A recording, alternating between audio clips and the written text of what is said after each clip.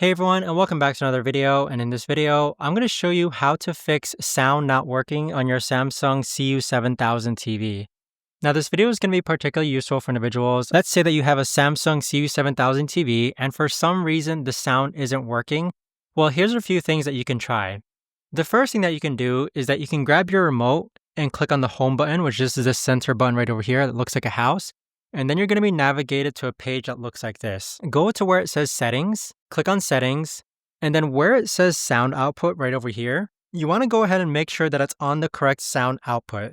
Because what might have happened is that you might have changed the sound output and it's emitting sound from something that's not supposed to be emitting sound. So go ahead and click on OK and test between these different sound outputs. So every time you click on the center button on the sound output, it changes the sound output between your sound bar, your TV sound, etc. So play around with that and see if that works.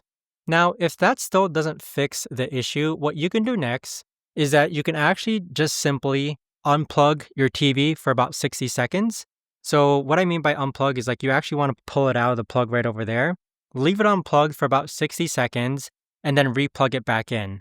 What you've done is just a soft reset on your TV, and sometimes that actually fixes the issue when it comes to sound not working on your TV. Now, as obvious as it sounds, doing something like that often fixes common problems like sound issues. The other thing that you can do is that instead of unplugging your TV, let's say that my soundbar isn't working, you can actually go ahead and do the same thing for your soundbar, where you unplug your soundbar, leave it unplugged for 60 seconds, and then replug it back in. Now, after you've done that, you do want to make sure that all the wiring is properly connected. Again, simple solutions can sometimes fix seemingly complex problems.